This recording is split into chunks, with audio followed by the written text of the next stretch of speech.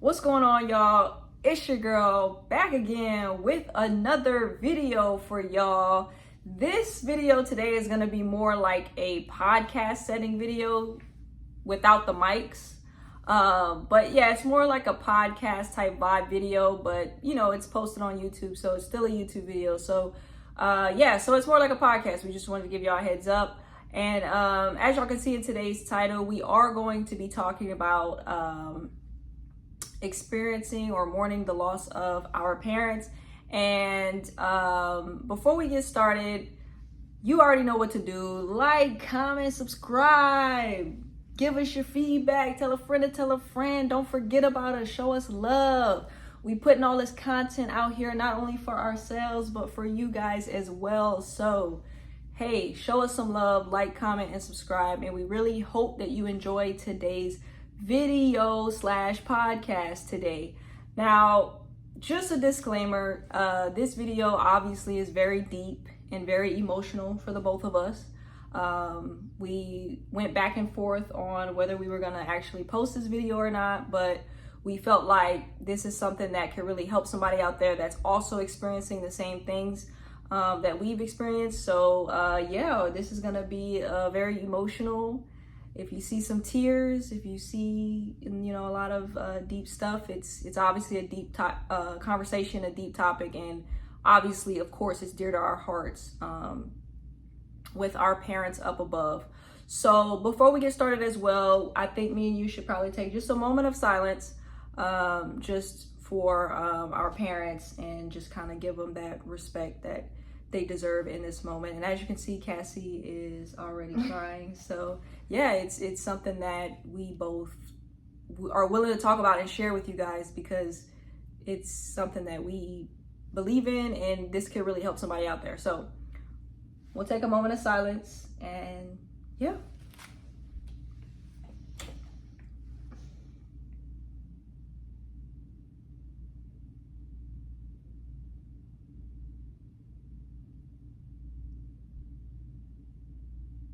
All right, so where do we get started with this?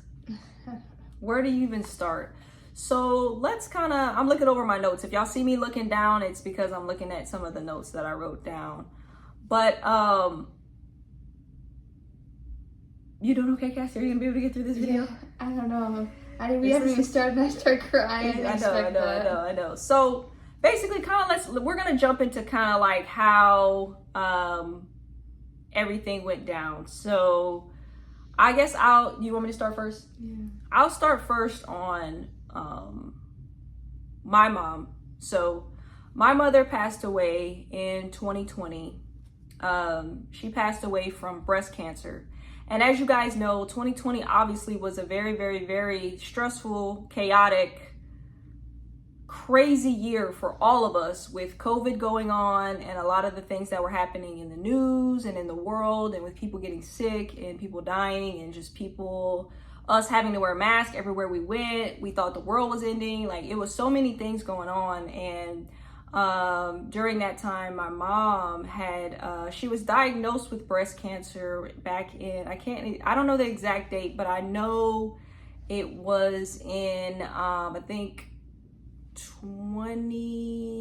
believe it was 2017, around that time. I believe it was 2017 when I received the call from my mom. I was in Atlanta working at the time, and I received the call from my mom, and she told me, she said, we were just talking normally and, just having regular conversation. And then she was like, I need to tell you something. And I'm like, what? And she told me that she was diagnosed with breast cancer, and they told her it was stage 4.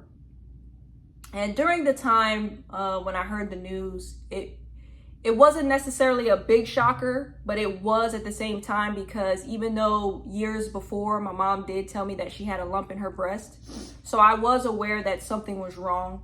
And that was years ago. I was in high school by that time when she first told me she had a lump in her breast. And I told her, I said, Mom, you need to go seek help, seek, attention. This could be serious. This can be cancer. And I kept trying to get her to go to the hospital when she first told me when I was in high school. I think I was a sophomore in high school. And for whatever reason, you know, my mom didn't want to go. She was like, it's fine, it's fine, it's fine. She didn't want to go. And so she never went to the doctor for it. And then by the time she finally did start seeking help, it was because she started going through a lot of pain and discomfort. And by that time, it was already stage 4. So by that time I was in college. And like I said, I was working in Atlanta at the time. And so she had called me and let me know. And I think I was like 20 or 21 or something around that range. I think I was 20 years old. And she told me, and I just immediately started crying. And it was very, very painful time to hear that. And then once all that happened, she was able to live for at least a good 3 years, 3 or 4 years, 3.5 years. And by the 4th year, obviously the cancer had taken over her body and she had lost a lot of weight and she was skin and bones. By this time I was 23, I joined the military, and I was basically her caretaker for a while. During that time, I was her only child, so I had to do everything on my own, and I didn't really know where to even go. It was such a painful experience. It was hard to watch my mom be in so much pain and be in so much discomfort, and to see her, you know, be skin and bones was just a hard thing for me to process. So I couldn't really handle it, and I ended up actually moving during the time that she was sick. And I'm not proud of that, but I think it was just so much pressure and stress on me. I didn't know what to do, and so I ended up moving to Houston, Texas during that time, during the year of 2020, when she was basically dying. And she had caretakers and people from the church community who were helping her out, that helped me out as well. And I'm so grateful for all of you. If you're watching, thank you so much. They were helping out a lot. And so I was in Houston, so I would get updates from her nurses and people from the church on how she was doing. And then fast forward, I ended up getting a call while I was working with the military, and her nurse told me, like, hey, you know, she doesn't have long, you need to get back here.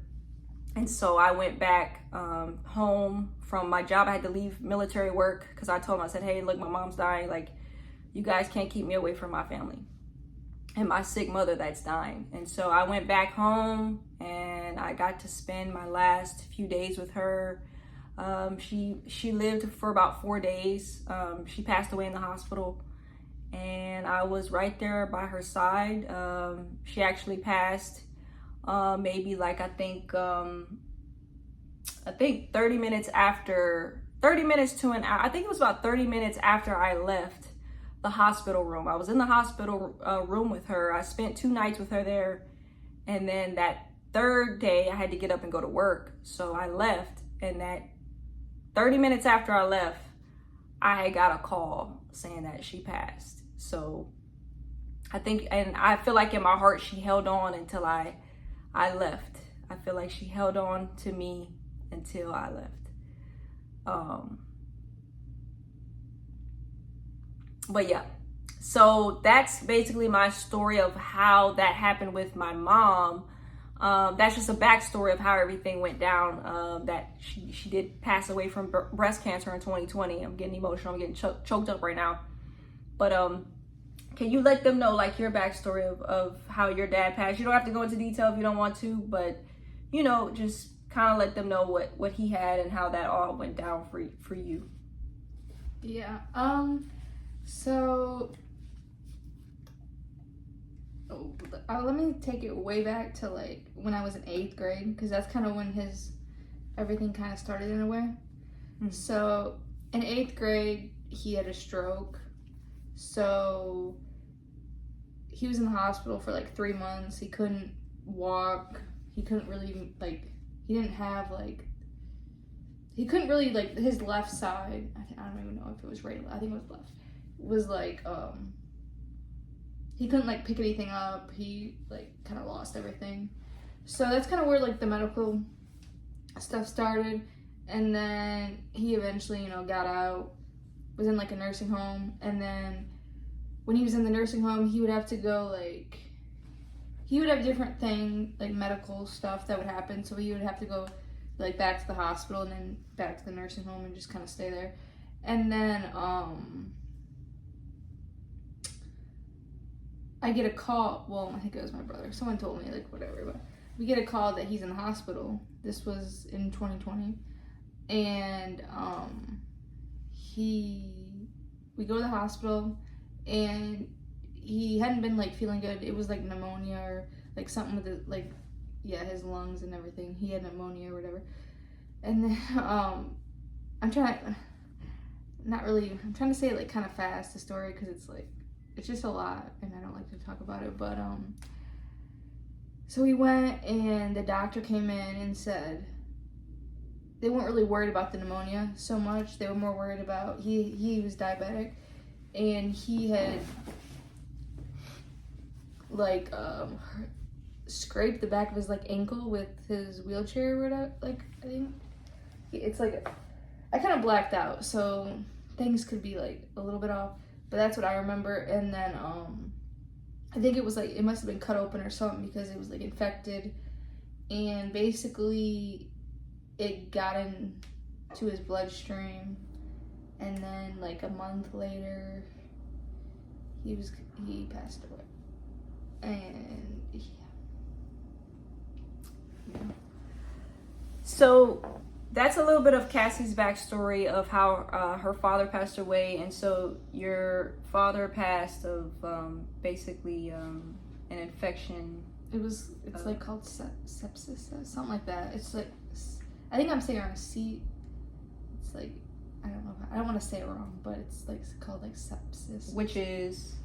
It's when you have an infection and it gets in your bloodstream. So an infection in the bloodstream, is what caused him to pass away. And how old were you?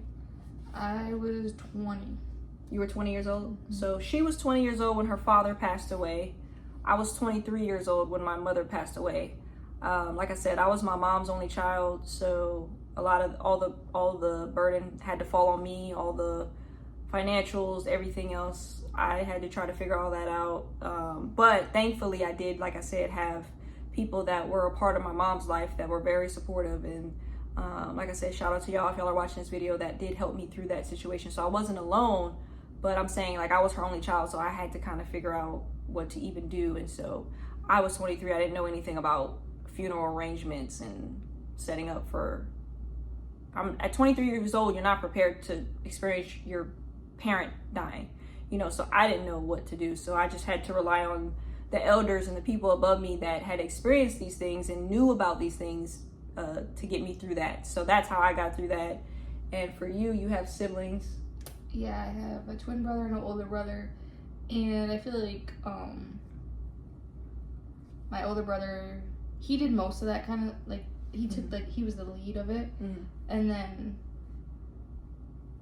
my twin and I were, like, our twin helped too. Like, we helped, but, like, he was the lead of everything. Like, making sure my dad had everything he needed, making sure he really took. And you had did your mom or family members, like, or your dad's side of the family help out too, or? I would say it was just me, my two brothers, and then, like, my mom was there, and my, like, she was there, like, for, like, support, and, like, you know, she was there, but, and then my,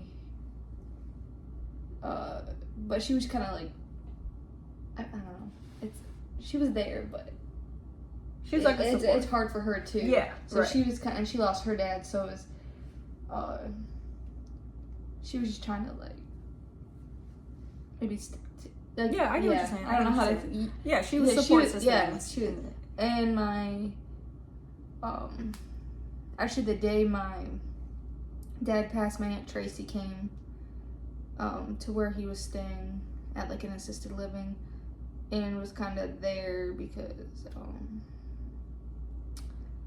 I'm not gonna go into detail, but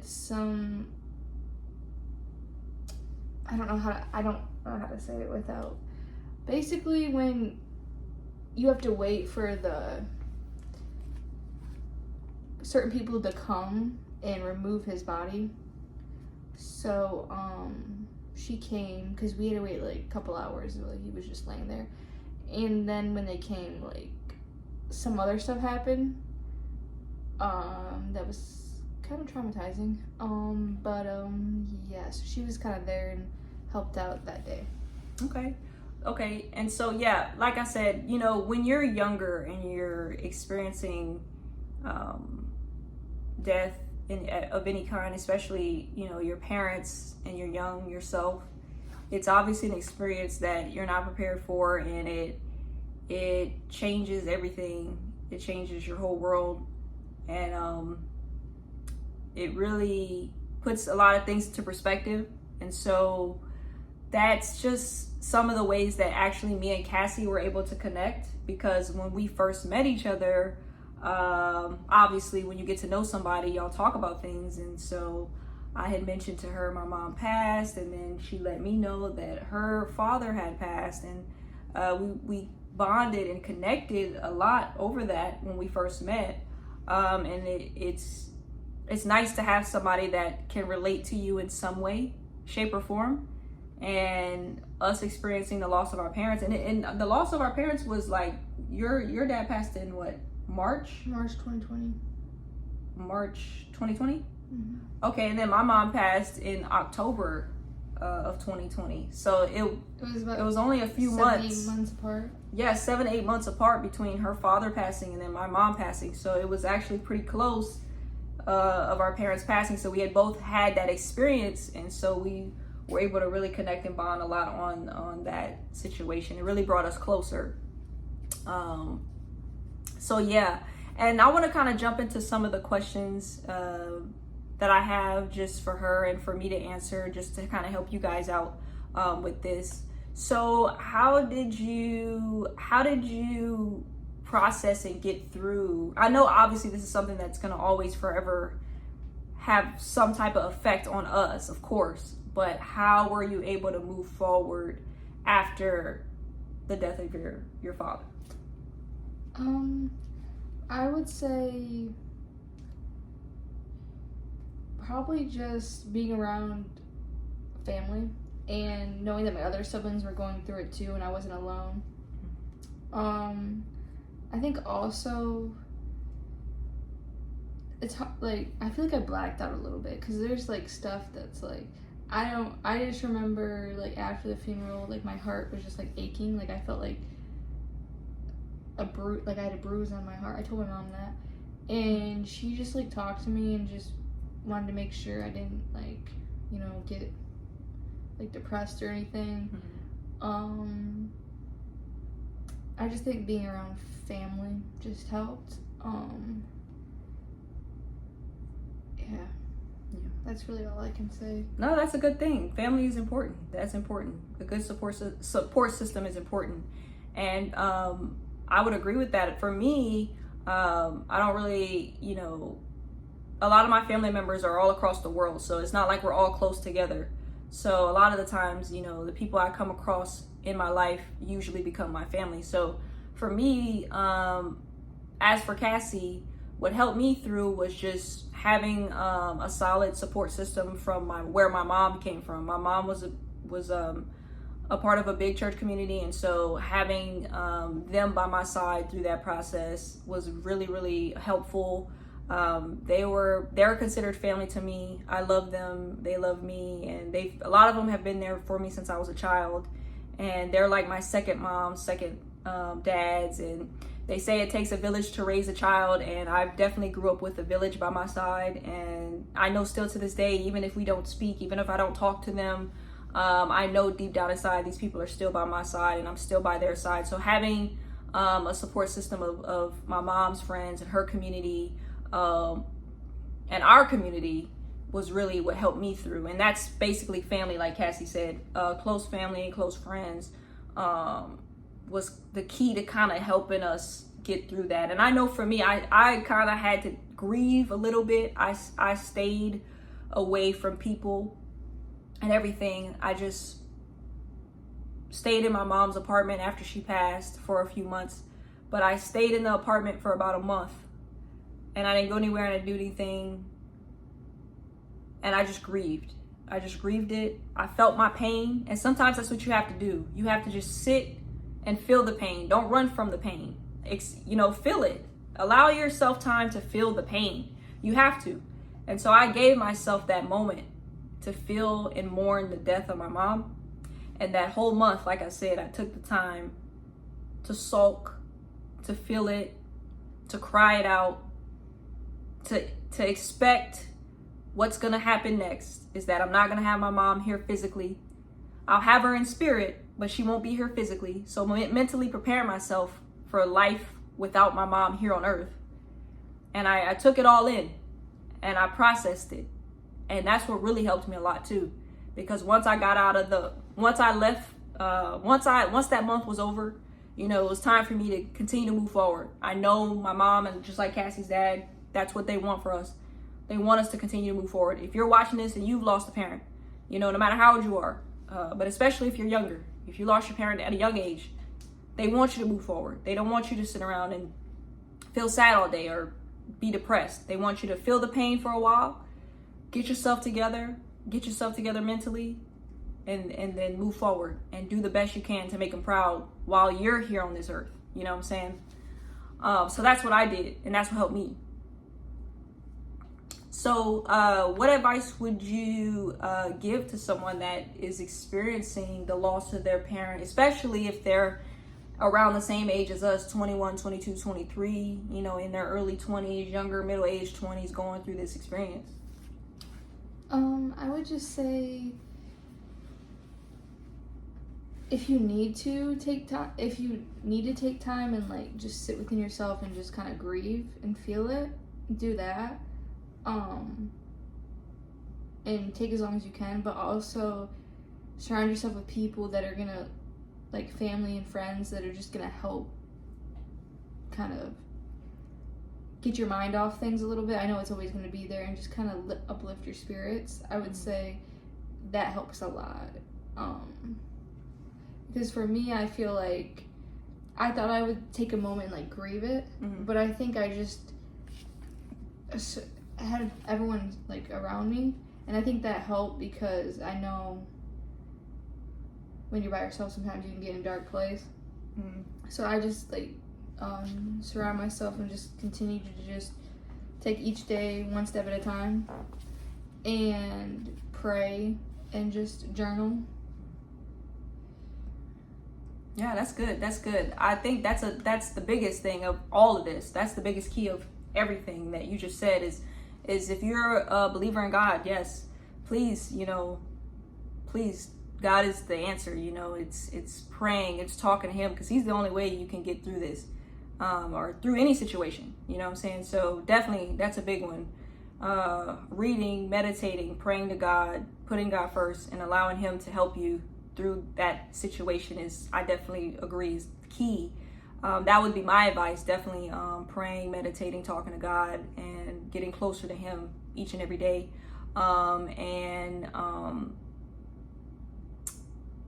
thinking about things that your parents would have wanted for you while you're here. Like I said, think about what they really wanted for you. Think about the things they told you that they wanted for you. Think about all the dreams that they may have had that you may be able to fulfill for them, or the things that they wanted for you that they told you they wanted, or just think the things that would make them happy, whatever that may be.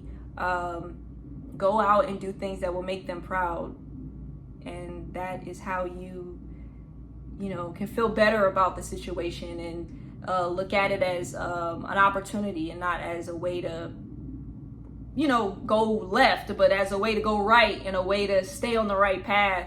And go out and make them proud, man, because they're looking down on us from heaven above, or the sky above, and they're like, we want to see you do amazing things. So you got to make sure you're remembering that, because even though they're not with you here in the physical, they are with you in the spirit, and so they're still with you. And one day we will be spirits, so we have to remember those things. So make them proud. Go out and do great things for them. And so I have one more question, and then we're going to close this out. what is one of the biggest lessons that you were taught or that you learned from experiencing the loss of a parent? What was the biggest lesson you got from this? Probably just how precious life is. Most definitely, yeah. And when you see your parent who raised you and, taught you a lot of things, and you see them start to go through some medical stuff and then eventually pass, you realize your perspective on life shifts, and you appreciate stuff more. It's hard to explain unless you've gone through it. Your whole perspective on life just shifts. You can't really explain it unless you go through it. Your mind will change, and you'll just appreciate a lot of stuff more, even though you might have already done it previous. It's just a perspective and like a shift. All right. So you would say how life is so precious is what the biggest lesson you. Okay. All right. I would say, yeah, for me, the biggest lesson I've learned through this experience is just obviously another one, like they say, don't take anything for granted, and or anyone. And one of the biggest things I learned is to be appreciative of what you have, like the people you have in your life now and the things you have in your life now. Gratitude and just being grateful for the precious gift of life that we have now, because we don't know when it's our time. And so just having the gratitude to be happy and to be grateful for what we have now and just living in the now. That's really what it taught me, is to live in the now and don't be so focused on what's ahead, because we get caught up in that sometimes, and I did, but that taught me to slow down. It really taught me to slow down, appreciate where I am, the people I have, and who I am, and the life I have. And so it really taught me a lot of gratitude, for sure. And what I wanted to ask you too, what was one of the best memories you had with your father? I know you probably had a lot, but if you could think of one. I would probably say fishing and camping. Fishing and camping, wow, that's what's up. Yeah. He liked to go fishing a lot, your dad? Yeah, we would always go fishing. Was that like his favorite thing to do, or? Yeah. Oh, okay. I would say. I was his little tomboy, so. Yeah, I feel you. So fishing and camping, okay. Wow. Man, I would say for me, probably the best memory I had with my mom was, oh man, I gotta really think.